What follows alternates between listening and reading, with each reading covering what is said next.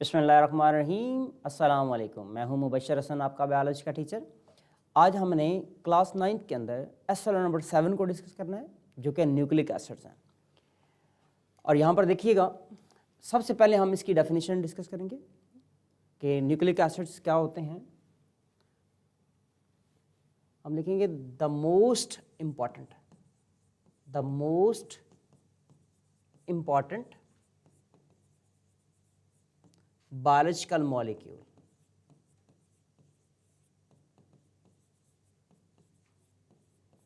अब यहाँ पे हमने एक बात मेंशन की है, the most important biological molecules. इसका मतलब ये एक मॉलिक्यूल नहीं है, ये ज़्यादा हैं, एक से ज़्यादा हैं। इसमें डीएनए भी आता है, इसमें आरएनए भी आता है। तो इसकी ये पहली प्रॉपर्टी भी आ जाती है और डेफिनेशन का पहला हिस्सा भी आ जाता है। तो यहाँ पे हमने क्या लिखा है, the most important biological molecules. इससे आगे चलेंगे तो देखेंगे विच स्टोर एंड ट्रांसफर। अब दो बातें आ गई यहाँ पे, स्टोर भी करते हैं, ट्रांसफर भी करते हैं। किस चीज को? जेनेटिक इंफॉर्मेशन को।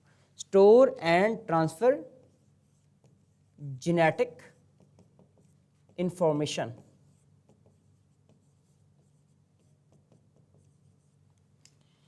The most important biological molecules which store and transfer genetic information from one generation, यानी कि एक जनरेशन से next, from one generation to next one. ये आ गई इसकी डेफिनेशन। इंपॉर्टेंट है डेफिनेशन, आपने याद रखनी है। अगर आपके पास क्वेश्चन होता है what are the nucleic acid, यानी कि शॉर्ट क्वेश्चन होता है, आपके पास शॉर्ट क्वेश्चन आ गया है। शॉर्ट क्वेश्चन में सपोज करें उसके मार्क्स थे 3, शॉर्ट क्वेश्चन आ गया है 3 मार्क्स के लिए है, तो सबसे पहले आपने क्या मेंशन करनी है? इसकी डेफिनेशन। ये इसका पहला रुब्रिक आ जाएगा। इसके बाद हम लिखेंगे, दूसरा पॉइंट लिखेंगे, इसकी टाइप्स। इसकी टाइप्स कौन सी हैं? इसकी 2 टाइप्स हैं, नंबर फर्स्ट एंड सेकंड। मैं लिखता हूं यहां पे डीएनए, पहली टाइप डीएनए और दूसरी टाइप आरएनए। 2 टाइप्स आ गई। अब हम देखेंगे डीएनए क्या होता है और आरएनए क्या होता है। DNA stand for D oxy ribo nucleic acid. DNA basically abbreviation है किसका? D oxy ribo nucleic acid का। जरा गौर कीजिएगा, डी ऑक्सी से डी और न्यूक्लिक एसिड से एन और एसिड से, न्यूक्लिक से एन और एसिड से ए आ गया, डीएनए आ गया। इसी तरह आरएनए के लिए देखें तो ये है राइबो न्यूक्लिक एसिड। तो यहाँ पे इसी तरह हम देखेंगे राइबो न्यूक्लिक एंड एसिड। तो 3 वर्ड्स आपके बेसिकली ये हैं। तो यहाँ पे डीएनए भी हो गया और आरएनए भी हो गया, ये टाइप्स में आ गया। शॉर्ट क्वेश्चन था आपका, तो शॉर्ट क्वेश्चन यानी कि यहाँ पे आपका 1.5 एंड 1.5 रुब्रिक्स के हिसाब से ये आपका क्वेश्चन कंप्लीट होता है। तो ये शॉर्ट क्वेश्चन था। इसी में तीसरा अगर रुब्रिक आता है तो इसके कंपोनेंट्स आ जाते हैं। तो इसके कंपोनेंट्स क्या हैं या यूनिट्स क्या हैं वो देखते हैं जी। मैं यहाँ पे मेंशन कर रहा हूँ कंपोनेंट और composition of nucleic acid. Composition of nucleic acid. अब न्यूक्लिक एसिड की कंपोजिशन क्या होती है? तो मैं यहां पर इसके लिए एक डेफिनेशन मेंशन कर रहा हूं, पॉलीमर्स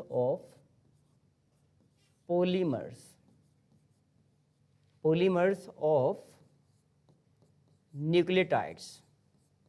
यहां पे एक जनरल सी बात लिखी है, न्यूक्लियोटाइड्स।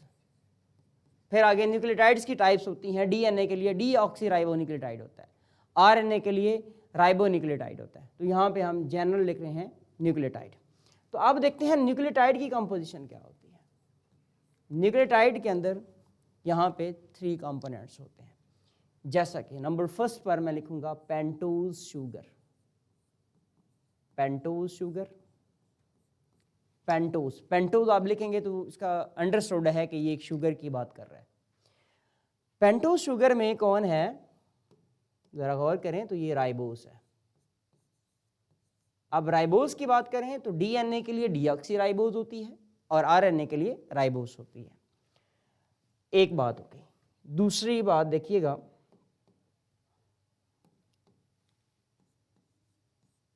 दूसरा होता है नाइट्रोजनस बेस। Nitrogenous base. अब जो नाइट्रोजनस बेसेस हैं ये दो तरह से हैं। एक को हम कहते हैं प्यूरीन्स, एक को कहते हैं पायरीमिडीन्स। प्यूरीन्स एंड पायरीमिडीन्स, ये दो हमारे पास नाइट्रोजनस बेसेस आ गए। प्यूरीन्स की अगर बात करें तो ये दो होती हैं, एक है एडेनिन और दूसरी होती है गुआनिन। अब एडेनिन के लिए अगर शॉर्ट लिखें तो एडेनिन को हम शॉर्टली ए से मेंशन करते हैं और गुआनिन को जी से मेंशन करते हैं। अब आ गया नेक्स्ट पायरीमिडीन। पायरीमिडीन में देखें दो होती हैं, एक है साइटोसिन और एक यहां पे आ गई थायमीन। थायमीन अगर यहां पे आरएनए हो तो आरएनए के लिए होती है यूरासिल। क्योंकि यहाँ पे हम जनरल बात कर रहे हैं तो हमने मेंशन नहीं किया कि ये डीएनए की है या आरएनए की है, तो यहाँ पे हमने जनरल सी बात कर ली है। Pentose sugar nitrogenous bases. Pentose sugar के अंदर 5 कार्बन होते हैं, यहाँ पे मैं मेंशन कर देता हूँ 5C। 5C का मतलब है 5 कार्बन वाली शुगर है। नाइट्रोजनस बेसिस में प्यूरीन्स हैं और पायरीमिडीन्स हैं। प्यूरीन्स के अंदर एडेनिन और गुआनिन की बात की है और पायरीमिडीन में साइटोसिन और थायमीन एंड यूरासिल अगर आरएनए की बात करें तो। तीसरा जो इसके अंदर कंपोनेंट आता है उसको हम क्या बोलते हैं, उसको हम कहते हैं फॉस्फेट ग्रुप। Phosphate group.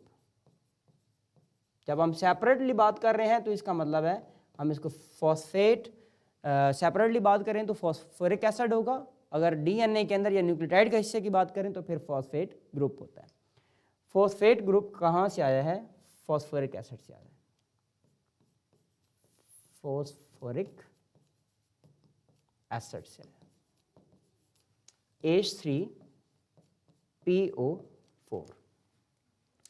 अभी ये कंपोजिशन आ गया। अगर आपके पास शॉर्ट क्वेश्चन आता है, सपोज करें शॉर्ट क्वेश्चन आ गया है, 3 मार्क्स के लिए क्वेश्चन आया है, composition of nucleotide, composition of nucleotide और कंपोजिशन ऑफ न्यूक्लिक एसिड, तो उसमें बेसिकली ये 3 चीज़ें होती हैं। अब हम देखेंगे, इसके बाद हमने देखना है structure of nucleotide.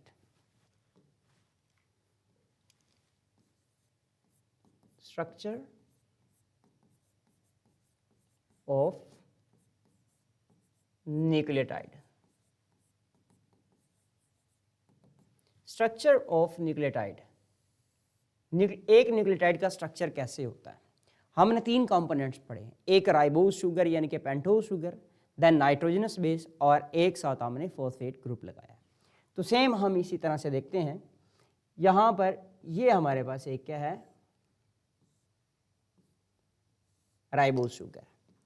Ribose sugar में देखें उसके ये कंपोनेंट्स हैं, यहाँ पर ऑक्सीजन है, यहाँ पर हाइड्रोक्सल है, ये भी हाइड्रोक्सल है, यहाँ पे हाइड्रोजन है, ये हाइड्रोजन है, ये हाइड्रोजन है और यहाँ पर भी हाइड्रोजन है।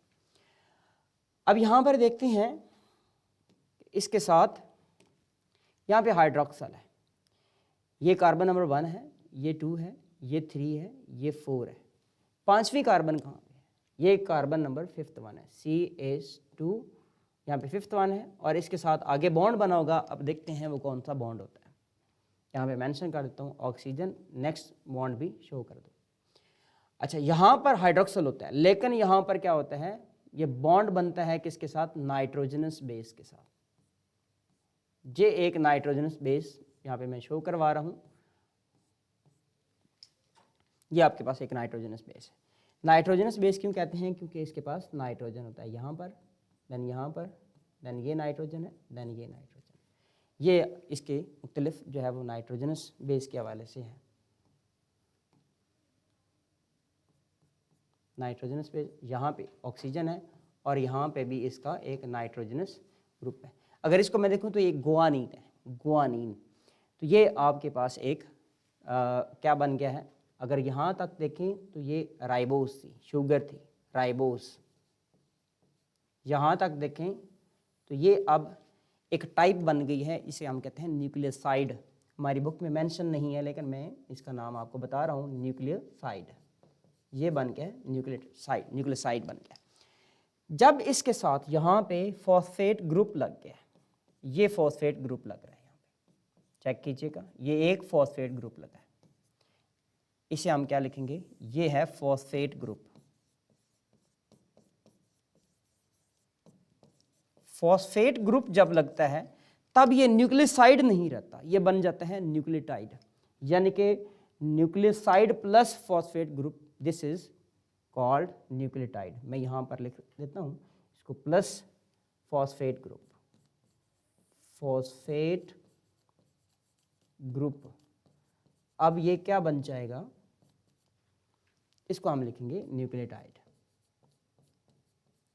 बड़ा इंपॉर्टेंट शॉर्ट क्वेश्चन है, draw the structure of a general nucleotide. ये एक जनरल न्यूक्लियोटाइड है। अब यहाँ पर गौर कीजिएगा, आपने कहा कि कार्बन नंबर जो 2 है, इसका कार्बन नंबर 2, ये बड़ा इंपॉर्टेंट है। अगर इसके ऊपर हाइड्रोक्सल लगा है तो ये राइबोस है। अगर इससे हाइड्रोक्सल रिमूव करवा के यहाँ पर हाइड्रोक्सल की जगह आप लगा देंगे H, तो इसे हम क्या बोलेंगे, तब हम देखें ऑक्सीजन रिमूव्ड है तो हम क्या लिखेंगे, डीऑक्सी राइबोस, यानी कि ऐसी राइबोस जिससे कार्बन नंबर 2 से जो हाइड्रोक्सल है, हाइड्रोक्सल से ऑक्सीजन रिमूव्ड है, इसको बोलेंगे डीऑक्सी राइबोस। तो ये स्ट्रक्चर आ जाता है किसका, न्यूक्लियोटाइड का। तो अभी तक हमने क्या देखा है, न्यूक्लिक एसिड की जनरल इंफॉर्मेशन देखी है, नेक्स्ट हमने कंपोजिशन को डिस्कस किया है, देन न्यूक्लियोटाइड का स्ट्रक्चर देखा है। अब इसकी डिस्कवरी की तरफ आते हैं।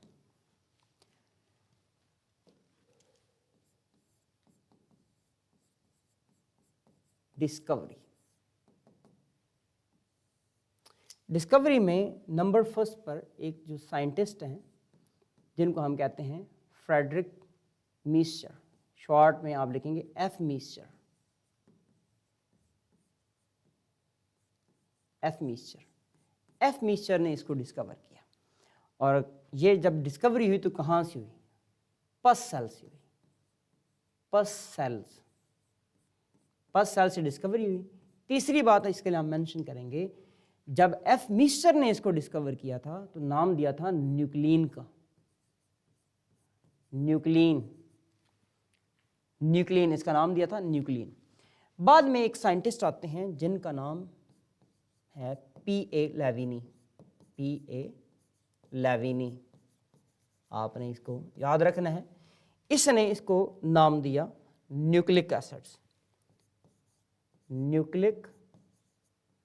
Acid.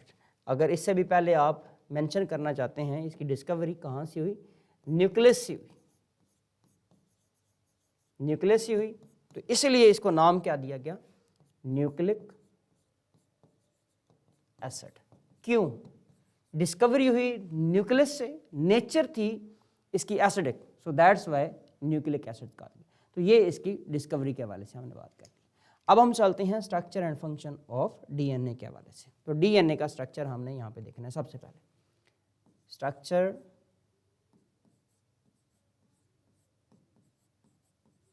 Of DNA.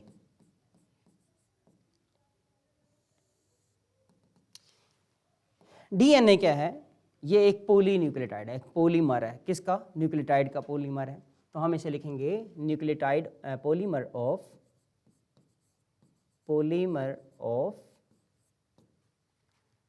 Deoxy ribo nucleotide. ये आगे इसकी डेफिनेशन। इसकी कंपोजिशन की बात करते हैं। कंपोजिशन,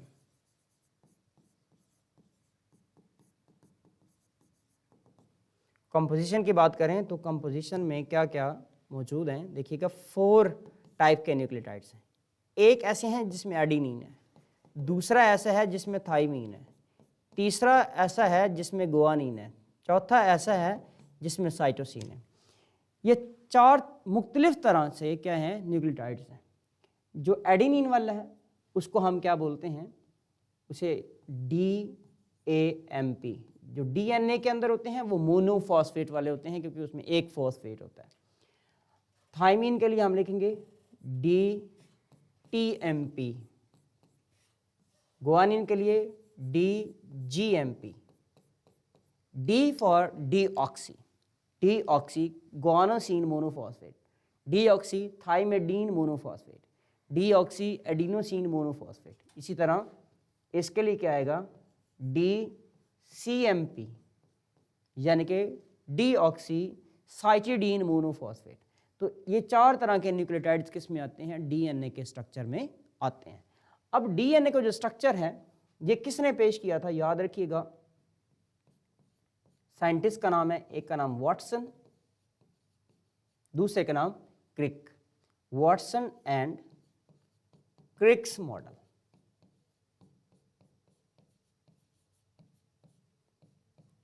ये 1953 के अंदर ये मॉडल पेश किया गया था, जिस पे वाटसन एंड क्रिक को नोबेल प्राइज भी मिला था। अब हम इसके स्ट्रक्चर की तरफ आते हैं। अगर इसके स्ट्रक्चर को जनरलाइज करें तो ज़रा गौर कीजिएगा, ये हमारा DNA का स्ट्रक्चर है। ये इसकी एक स्ट्रैंड है, ये इसकी दूसरी स्ट्रैंड है। यानी कि जो DNA होता है ये डबल स्टैंडर्ड होता है। पहला पॉइंट हमने क्या लिखना है, DNA जो है वो क्या है, डबल स्टैंडर्ड है।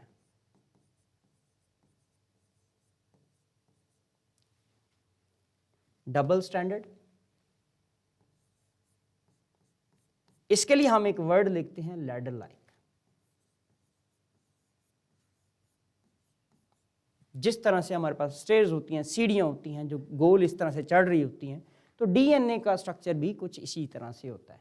ये एक बात की हमने इसकी चेन के हवाले से। दूसरी बात है, अब दूसरी बात यह है कि एक चेन अगर देखा या एक स्ट्रैंड देखी जाए 5 प्राइम टू 3 प्राइम एंड होती है और दूसरी 3 प्राइम टू 5 प्राइम एंड होती है। यानी कि दोनों स्ट्रैंड्स होती हैं ये एक दूसरे के एंटी पैरेलल होती हैं। तो यहाँ पे मेंशन करूँगा 2 स्ट्रैंड्स हैं, दोनों आपस में क्या हैं, एंटी पैरेलल है, यानी कि ऑपोजिट है। अगर मेंशन करें तो एक की डायरेक्शन इस तरह से है तो दूसरी की डायरेक्शन इस तरह से, दोनों एक दूसरे के ऑपोजिट हैं, एंटी पैरेलल हम इसको नाम देंगे। फिर देखते हैं कि इसके अंदर नाइट्रोजनस बेसिस के हवाले से। नाइट्रोजनस बेसिस, बेसिकली ये नाइट्रोजनस बेसिस की जो बात हम कर रहे हैं ये क्या है, ये न्यूक्लियोटाइड्स हैं, नाइट्रोजनस बेसिस। हमने कहा इसके अंदर जो नाइट्रोजनस बेसिस हैं वो कौन कौन सी हैं, एडेनिन, गुआनिन, साइटोसिन और थाइमीन। ये इसकी नाइट्रोजनस बेसिस हैं। अगर RNA की हम बात करें तो उसमें थाइमीन नहीं होता, उसमें क्या होती है, यूरासिल होती है। बाकी तीनों मौजूद होती हैं, लेकिन वहाँ पर ऑक्सी होती हैं, यहाँ पर डीऑक्सी होता है। तो ये नाइट्रोजनस बेसिस इसके अंदर मौजूद होती हैं। फिर हम देखते हैं नाइट्रोजनस बेसिस के हवाले से। एडेनिन इक्वल होती है थाइमीन के और गुआनिन इक्वल होती है साइटोसिन के। यहाँ पे मैंने साइन बनाया है इक्वल का, ये जो साइन है इक्वल का। एडेनिन थाइमीन के इक्वल होती है और गुआनिन साइटोसिन के इक्वल होती है। तो हमने इसको याद रखना है @GC। और सेम इसी वे में हम देखते हैं कि एडेनिन थाइमीन से बॉन्ड बनाती है और गुआनिन साइटोसिन से बॉन्ड बनाती है। तो यहाँ पे बॉन्ड आप देखते हैं जी, मैं यहाँ पर लिख रहा हूँ हाइड्रोजन बॉन्ड, हाइड्रोजन बॉन्ड। तो यहाँ पे हम गौर करते हैं इनके बॉन्ड्स के हवाले से। तो मेंशन कीजिएगा एडेनिन 2 हाइड्रोजन बॉन्ड बना रही है थाइमीन से। अब यहाँ पे मैंने डॉटेड में शो किया है तो इसका मतलब ये हाइड्रोजन बॉन्ड है। पहले जो साइन है वो इक्वल का, यानी कि दोनों की परसेंटेज इक्वल है। दूसरा यहाँ पर मेंशन कर रहा हूँ गुआनिन का। गुआनिन साइटोसिन के साथ या साइटोसिन गुआनिन के साथ 3 हाइड्रोजन बॉन्ड बनाती है। बड़ा इंपॉर्टेंट MCQ है, याद रखिएगा। यहाँ पर कितने 2 हाइड्रोजन बॉन्ड है, यहाँ पर कितने 3 हाइड्रोजन बॉन्ड है। ये इनमें आपस में बॉन्ड की बात कर रहे हैं। फिर यहाँ पे इसकी बैकबोन की बात करते हैं। Back bone. जो डीएनए है इसकी बैकबोन क्या होता है, याद रखिएगा फॉस्फेट ग्रुप होता है। शुगर एंड फॉस्फेट,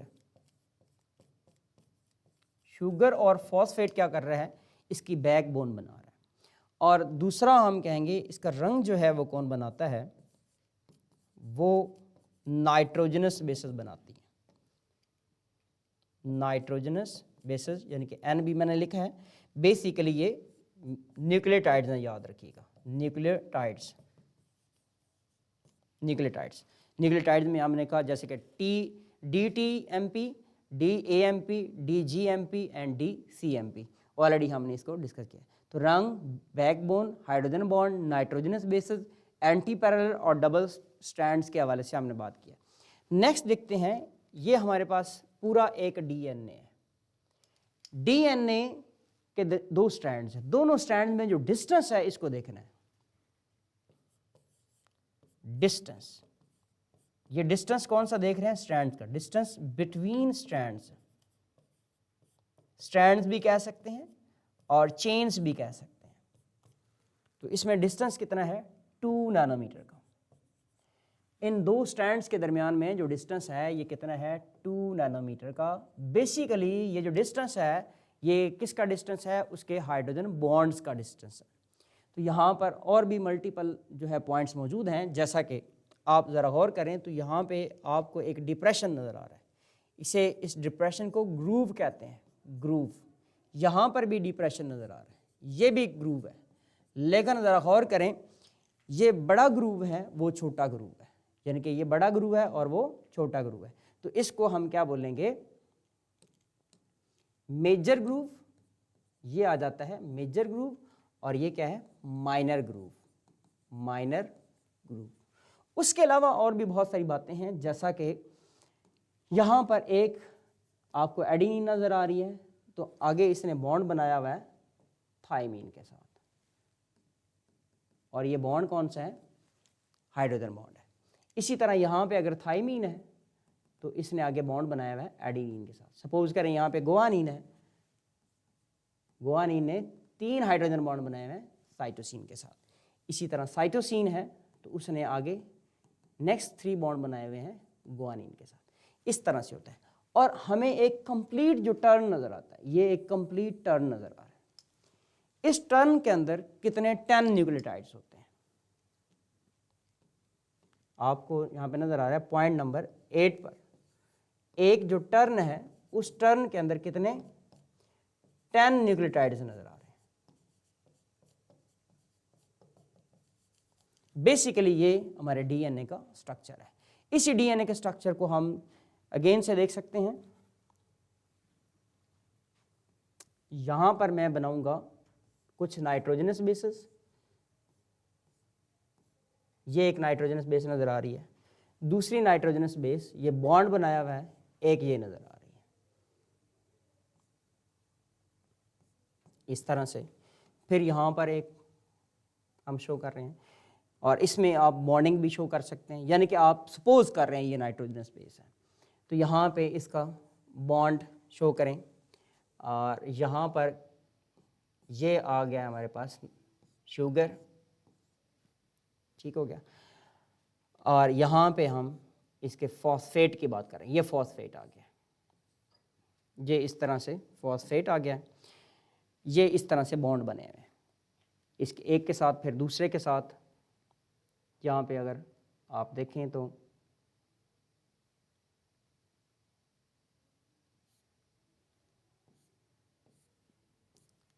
ये नाइट्रोजनस बेसिस सो ऑन आगे जो है वो चलती रहेगी। अगर यहाँ पे इसका बॉन्ड कर्व आप शो कर सकते हैं, CH भी आप शो कर सकते हैं, यानी कि यहाँ पे CH है एंड सो ऑन। ये नेक्स्ट जो है वो आपका जो शुगर आएगा उसका CH है। तो यहाँ पर आप देखें तो ये बिल्कुल इसके ऑपोजिट आएगा, ये इस तरह से आ जाएगी शुगर, ये कार्बन नंबर 1 आ जाएगा उसका, देन इस तरह से ये आपके पास आ गया यहाँ, और ये इसका फॉस्फेट नेक्स्ट के साथ अटैच है। तो इस तरह से आपका ये स्ट्रक्चर नज़र आएगा, यानी कि ये क्या है, यहाँ पर ये फॉस्फेट आ जाता है P, ये शुगर आ गई है और ये यहाँ पे नाइट्रोजनस बेस आ गई है। इसी तरह यहाँ पे ये बेस आ गई है, यहाँ पे ये शुगर आ गई है एंड देन ये फॉस्फेट आ गया। इसका भी फॉस्फेट आप शो कर सकते हैं, यानी कि ये इसका फॉस्फेट आ गया। सो इस तरह से आपका इसका आप स्ट्रक्चर जो है वो ड्रा कर सकते हैं, लेकिन ये आपका स्ट्रक्चर आसान है, आप इसको भी ड्रा कर सकते हैं। तो ये है स्ट्रक्चर ऑफ डीएनए। तो आज के लेक्चर में हमने न्यूक्लिक एसिड्स को डिस्कस किया, उसकी कंपोजिशन, उसकी discovery, structure of nucleotides and structure of DNA discuss किया है। आज का हमारा लेक्चर कंप्लीट होता है। आपने हमारे चैनल को सब्सक्राइब करना है, वीडियोस को लाइक और कमेंट्स देने हैं, सजेशन देने हैं। व्हाट्सएप चैनल को सब्सक्राइब करें और उसमें मल्टीपल एमसीक्यू आपको मिलेंगे। आपको पता है फेडरल बोर्ड के अंदर 50% जो है वो एमसीक्यू आएंगे, तो आपको मल्टीपल एमसीक्यू वहाँ पे मिलेंगे। और अपने फ्रेंड से भी उसको शेयर करें। अपना ख्याल रखिएगा, हमारे चैनल का ख्याल रखिएगा। अल्लाह हाफिज़।